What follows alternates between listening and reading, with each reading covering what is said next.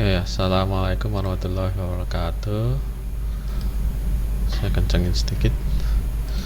Untuk praktikum kedua ya, modul kedua itu kita belajar tentang tipe data dan identifier.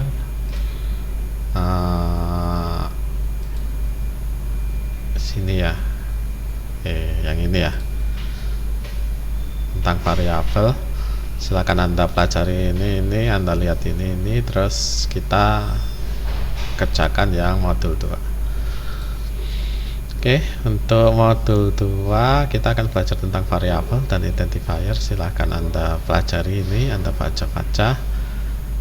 Kalau masih kurang Anda bisa baca yang di internet. Terus kalau masih ada pertanyaan ya seperti biasa Anda tanyakan di sini.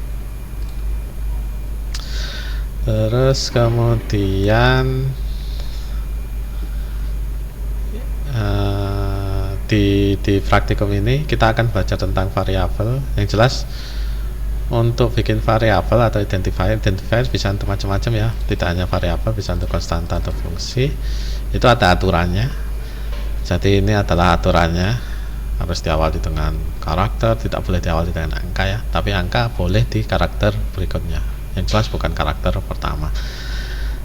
Terus ya dianjurkan pendek. Ini sebenarnya sudah nggak berlaku sih, ini hanya berlaku di Turbosi. Terus tidak boleh sama dengan keyword tentu saja. Ini adalah keywordnya ya. Ada ASM, to, go to, return, union, char, auto, else dan lain-lain. Terus kemudian untuk setelah kita tahu identifier, kita akan mencoba dulu untuk yang di variabel. Ini nanti di minggu-minggu berikutnya ya. Kita coba dulu di yang variabel. Untuk membuat variabel itu kalau di matematika itu adalah nilai X, nilai Y seperti itu ya, kalau di aljabar ya.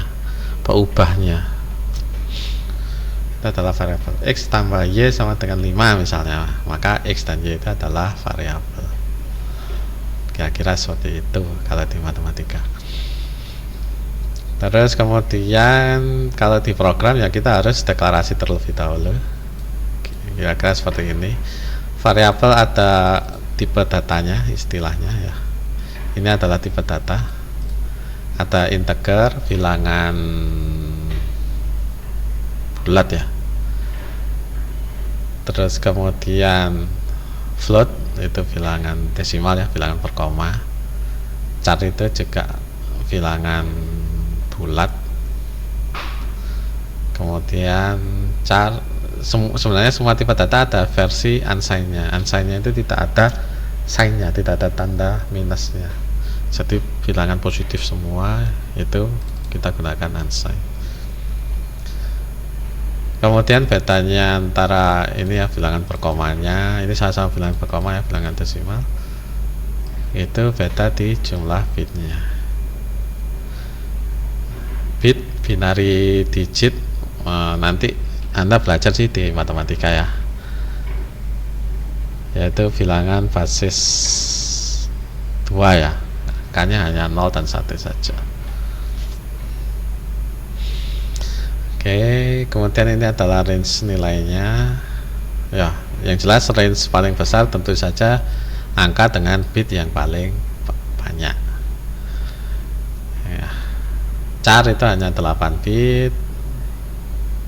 Jadi kalau yang unsigned 0 sampai 255.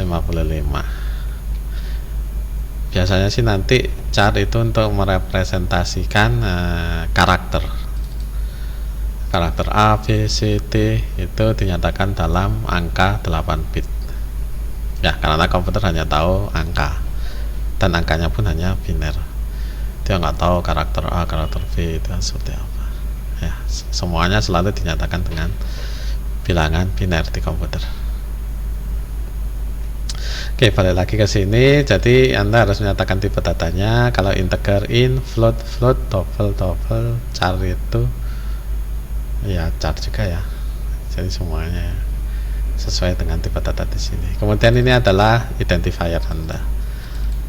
Ya, ada aturannya. yaitu di sini tadi.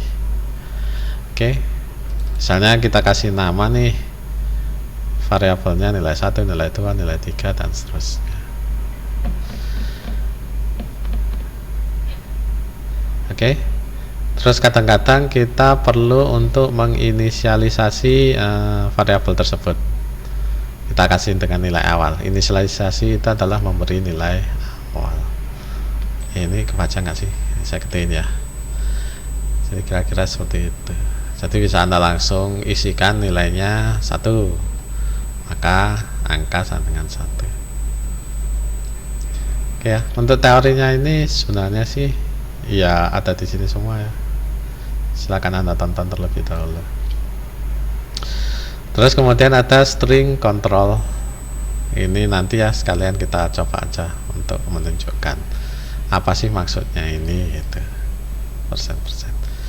Nah, kemudian baru kita ke praktikumnya. Setelah semuanya Anda pelajari, Anda baca-baca ini, Anda tonton ini, baru kita coba. Oke, instruksinya adalah membuat program di bawah ini, kemudian compile dan jalankan. Oke ya, berarti sama ya, saya pakai yang sebelumnya aja. Ini yang sebelumnya, yang kemarin ya, saya hapus, kita bikin baru.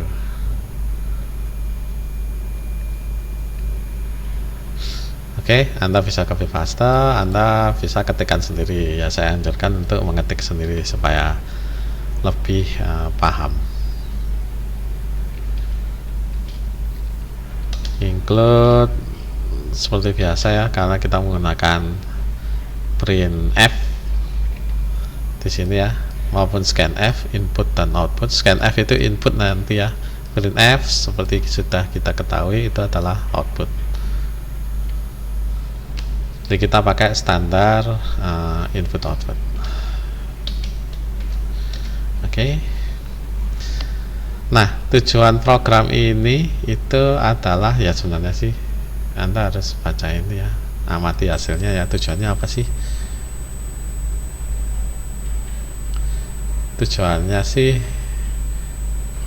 kita ingin membuat sebuah program penjumlahan nih, A tambah B sama dengan C misalnya. Berarti inputnya adalah A dan B, itu adalah yang harus kita scanf, dan outputnya adalah C. Kira-kira seperti itu ya. Maka oh ya, ini kita buat skeletonnya terlebih dahulu ya, kerangkanya. Oke, setelah Anda jadi kerangkanya baru Anda bisa buat programnya.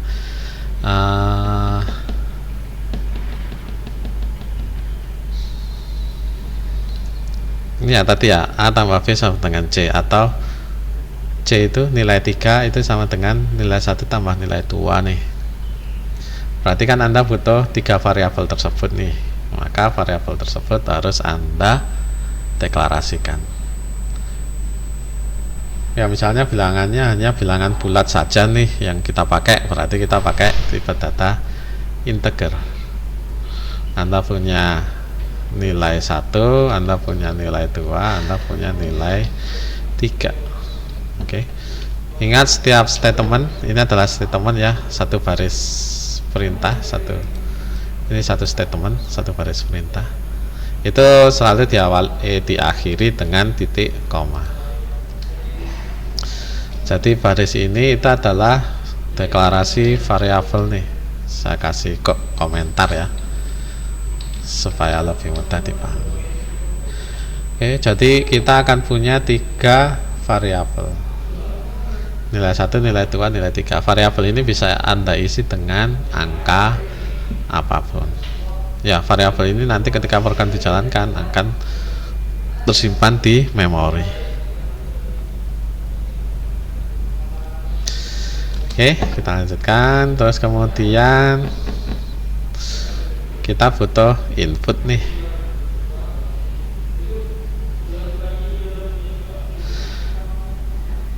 Ya, untuk input kita menggunakan fungsi scanf. Dia fungsinya ya untuk membaca masukan dari user. Ya, kita kasih titik koma ya. Terus apa saja parameter yang diperlukan oleh fungsi scanf ini?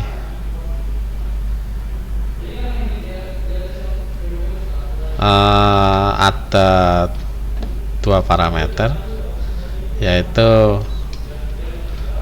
string control yang tadi ya, yang selalu diawali dengan persen, terus kemudian nama variabelnya. Misalnya nih, angka pertama saya masukkan ke dalam variabel nil 1.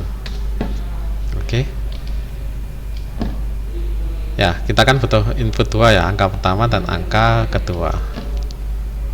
Kemudian untuk khusus untuk scanf ya, untuk variabel yang nil 1 ini itu selalu Anda awali dengan tanda atau simbol N dan ampersand. Ya, simbol dan ini ya. Untuk saat ini Anda pakai aja, nanti penjelasannya di minggu berikutnya. Apa sih maksud simbol dan ini?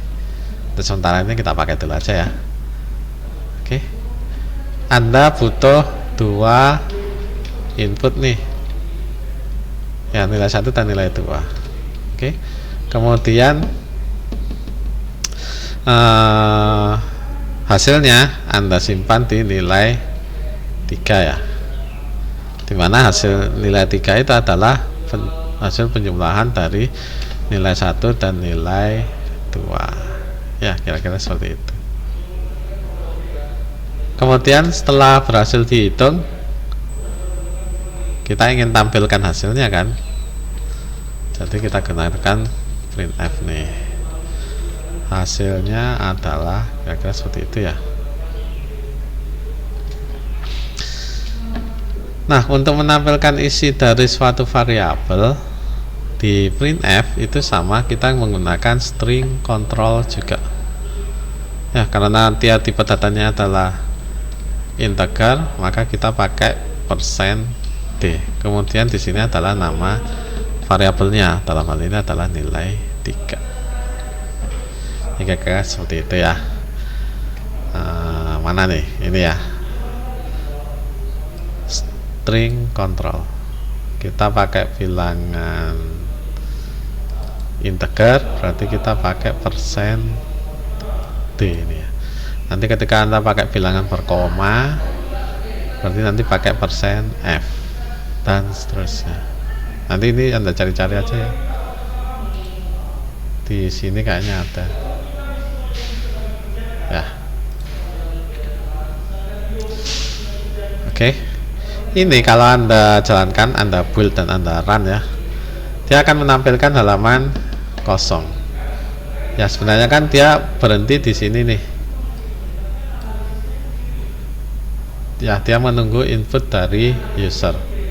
Tapi kan ini kosong ya. Kalau kita masukkan input 4 misalnya, kemudian enter, dia akan menuju ke sini, baris ini. Sama, dia akan menunggu.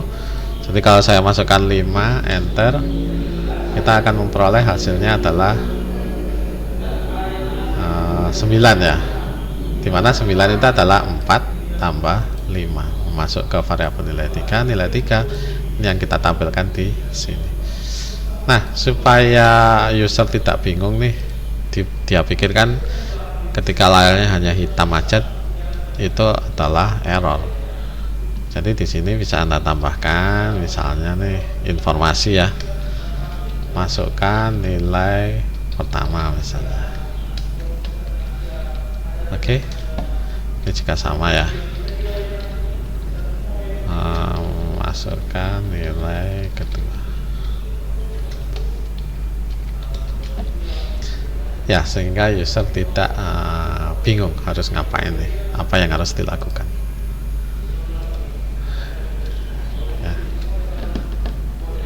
Kira-kira seperti itu. Nah, sebenarnya sih dalam program ya, sebelum Anda membuat program ya, Anda ada apa apa ya, sistemnya ya, ada step-stepnya. Step pertama itu adalah user requirement, tentu saja ya. User requirement dalam hal ini adalah ya analisis kebutuhan usernya. Misalnya nih, user ingin program yang dapat menjumlahkan 2 angka, itu adalah user requirement, di mana user akan menyediakan angka pertama dan angka kedua, kemudian program akan menentukan hasil penjumlahannya. Jadi kira-kira seperti itu sederhananya lah. Nanti makin lama user requirement akan makin rumit.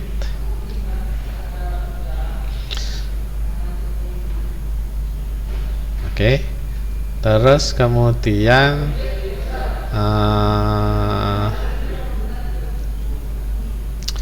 setelah Anda membuat user requirement-nya, kemudian Anda tentukan juga input outputnya, kemudian baru Anda buat analisisnya. Oke, untuk menghasilkan suatu hasil penjumlahan, maka kita akan menggunakan rumus ini misalnya ya, C sama dengan A tambah B. Oke, selesai analisisnya, kemudian baru Anda buat desainnya. Desain dalam hal ini Anda bisa menggunakan flowchart, Anda bisa menggunakan pseudo code. Setelah itu baru Anda buat programnya. Jadi menuliskan program seperti ini itu di langkah-langkah terakhir, bukan di langkah-langkah awal ya. Setelah Anda buat programnya, kemudian Anda tes. Anda coba sih masukin angkanya. Kalau 5 dan 6 berarti hasilnya harus 11 nih. Kalau nggak 11 ya berarti ada yang salah, entah di programnya, entah di desainnya. Anda iterasi, Anda kembali lagi ke langkah desain atau kembali lagi ke langkah penulisan source code. Kira-kira seperti itu. Oke.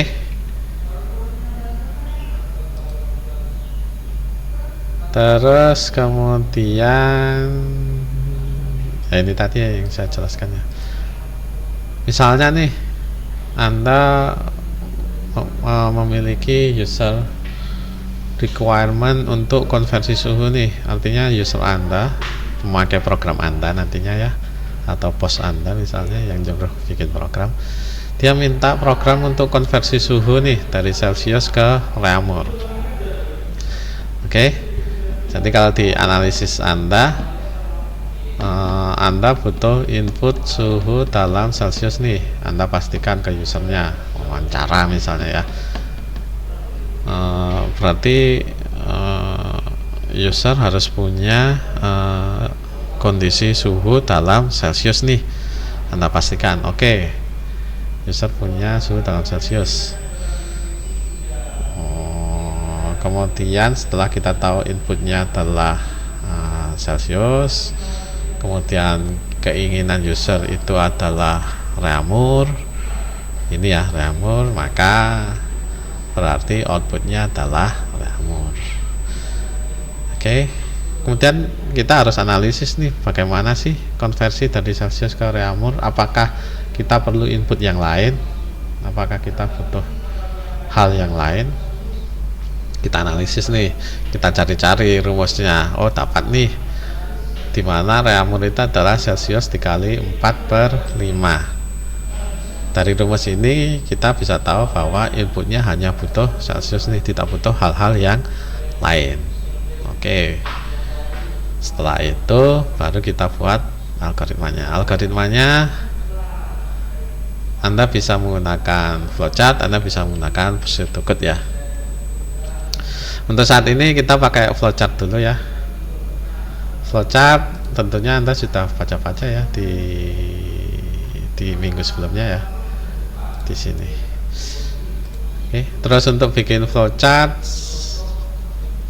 Anda bisa pakai Microsoft Word, Anda bisa pakai PowerPoint, Anda bisa pakai macam-macam ya. Anda juga bisa bikinnya online. ya di apa itu diagram ya kalau nggak salah. Di sini juga bisa.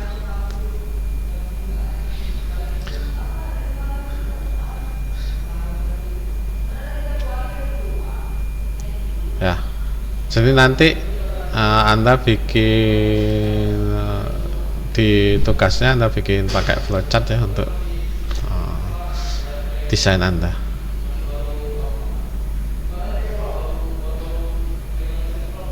Kita pakai ini ya.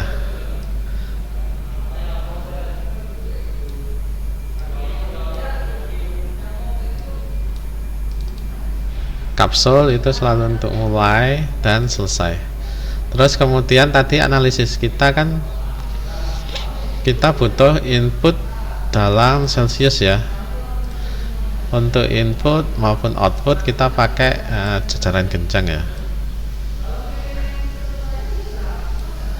Ya, dimana inputnya adalah Celsius nih. Ya, atau misalnya kita nyatakan dalam C nih. Oke. Jadi kira-kira seperti ini ya. Kemudian Anda melakukan proses. Untuk proses itu adalah persegi panjang. Ya, dimana Reaumur atau R itu adalah hasil perkalian Celsius dengan 4/5. Ya, C dikali itu bintang ya, 4/5. Maka seperti itu ya.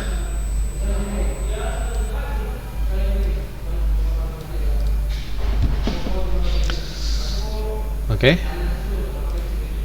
Terus kemudian setelah Anda selesai melakukan perhitungan, Anda tampilkan hasilnya ya. Untuk menampilkan sama ya, input output itu adalah menggunakan jajaran genjang. Inputnya adalah Reaumur. Setelah menampilkan input, selesai ya. Selesai, kita pakai apa ini, kapsul ini ya. Selesai. Ini belum ya. Oke. Apa ini? Flowchart ini kemudian Anda simpan ya. Ini ya, save. Apa tugas praktikum 2 misalnya ya. Anda bisa simpan dalam PNG, Anda bisa simpan dalam SVG atau yang lain. Kalau misalnya Anda ingin edit lagi, Anda simpan dalam XML file ya. Terserah yang mau PNG atau SVG ya. Kalau saya sih lebih suka SVG karena kalau dibesarin, dikecilin dia tetap bagus gambarnya. Ya, Anda download, Anda cek di sini. Ya, ini kalau Anda zoom, dia tetap bagus tampilannya, nggak kotak-kotak. Kalau SVG, ya masih halus. Oke, jadi kira-kira seperti itu. Terus kemudian setelah Anda bikin desainnya, Anda bikin programnya kan ya. Programnya Anda tinggal ngikut flowchart ini sebenarnya. Ya, Anda butuh variabel Celsius. Nah, karena ini nanti bilangan berkoma ya, dikali 4 dibagi 5 kan ada kemungkinan dia bilangannya berkoma nih. Ya, misalnya 9 dibagi 5 itu kan bukan bilangan bulat, maka kita menggunakan tipe data bilangan berkoma, entah float entah double, terserah ya. Kalau angkanya kecil-kecil aja sih kita pakai float. Kita pakai Celsius dan kita pakai Reaumur. Oke. Kemudian kan tadi untuk input kita minta user memasukkan suhu dalam Celsius nih. Berarti untuk input supaya kayak tadi ya, user nggak bingung harus ngapain, kita kasih guide, kita kasih petunjuk. Masukkan suhu dalam Celsius misalnya.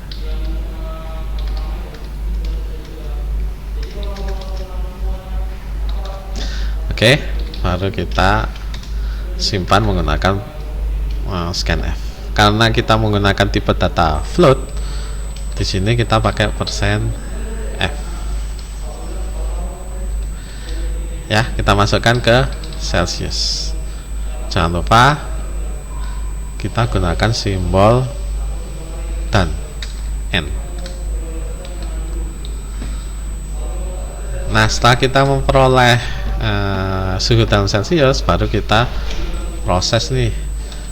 Dalam hal ini kita kalikan dengan 4/5 ya, 4 dibagi 5 gitu ya. Setelah kita proses, kemudian hasilnya kita tampilkan.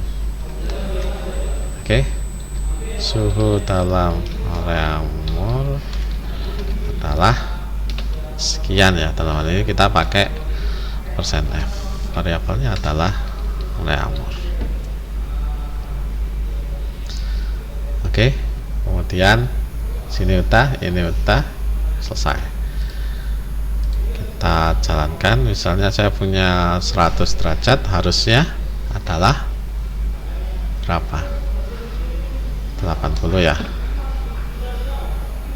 Ya, ini bilangan per koma 80,00. Jadi kalau misalnya saya pakai 93 derajat nih Celsius, itu adalah 74,4 reaumur, derajat reaumur. Jadi kira-kira langkah-langkahnya seperti itu ya. Nah, setelah Anda membuat langkah-langkah tersebut, untuk membuat laporannya, ini ya, ini kan tadi contohnya ini nih, suhu dari Celsius ke reaumur. Tugas Anda Celsius ke Fahrenheit. Anda cari info-infonya, apa sih data yang diperlukan, apa sih rumusnya, dan seterusnya. Nah, untuk membuat laporannya itu Anda tinggal masuk ke learning, terus kemudian Anda klik yang ini ya, pengumpulan tugas modul 2, kemudian Anda submit, edit submission, kemudian Anda tuliskan di sini. Anda buat judul programnya. Oke. Konversi suhu dari Celsius ke Fahrenheit misalnya. Oke, kemudian di sini Anda jelaskan user requirement-nya dan analisis Anda tentunya. Nggak usah pakai kurung atau gini aja ya. Ini judulnya Anda bold. Ya, Anda buat user requirement seperti tadi. Kalau contohnya tadi ke reaumur ya, kalau Anda berarti nanti ke Fahrenheit. Oke, user menginginkan program untuk konversi suhu ya dari derajat Celsius ke derajat reaumur. Oke. Input yang diperlukan adalah derajat Celsius dan outputnya adalah derajat reaumur misalnya. Oke. Terus kemudian untuk mengkalkulasi derajat reaumur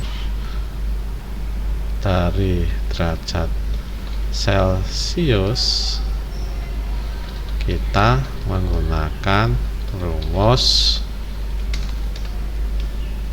C sama dengan ramur ya, sama dengan C dikali 4/5, di mana R itu adalah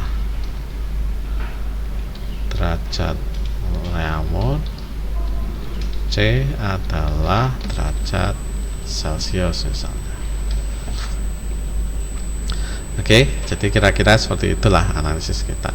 Kemudian untuk desainnya, setelah Anda ya analisis sederhana seperti itu, untuk desainnya kita menggunakan flowchart dulu ya. Nanti beberapa minggu ke depan kita menggunakan pseudo code. Flowchart untuk program konversi suhu adalah sebagai berikut. Tadi sudah kita download ya, Anda tinggal drag aja. Tadi kita letakkan di mana lah. Nih, terserah Anda nanti download di mana, Anda tinggal drag, Anda letakkan di sini.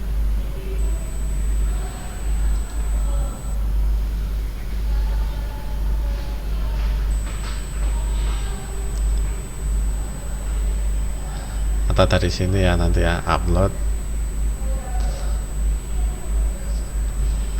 Oh, bisa kok. Kalau nggak bisa tadi rencananya mau pakai ini upload.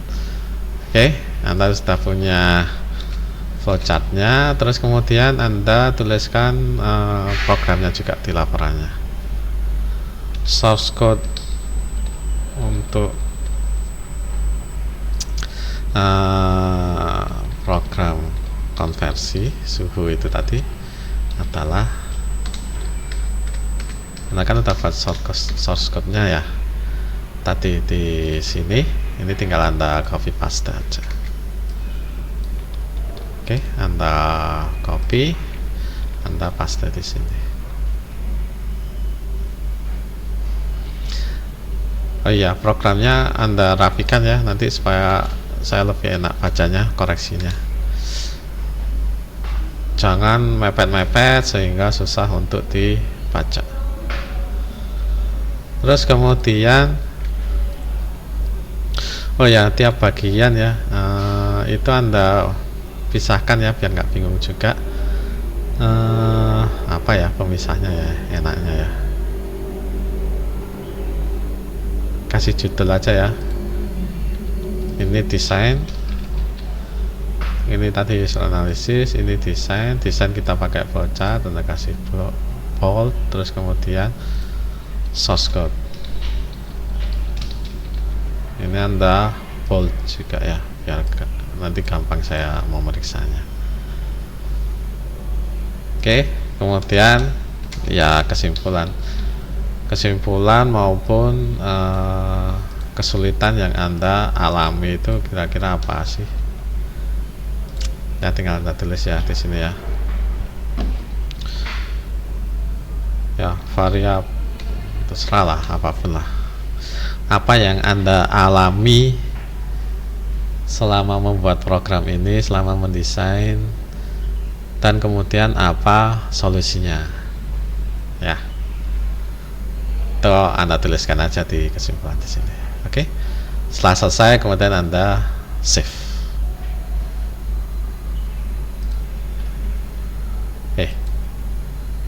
Anda save ya. Anda bisa, kalau masih ada waktu kemudian Anda ingin melakukan revisi, Anda bisa edit. Oke, nanti ini yang saya baca nantinya, yang saya nilai. Ini kira-kira seperti itu. Oke ya, untuk praktikum modul 2 kira-kira penjelasannya seperti itu. Kalau ada pertanyaan silahkan Anda tanyakan di sini ya. Ya, Anda tanyakan di sini.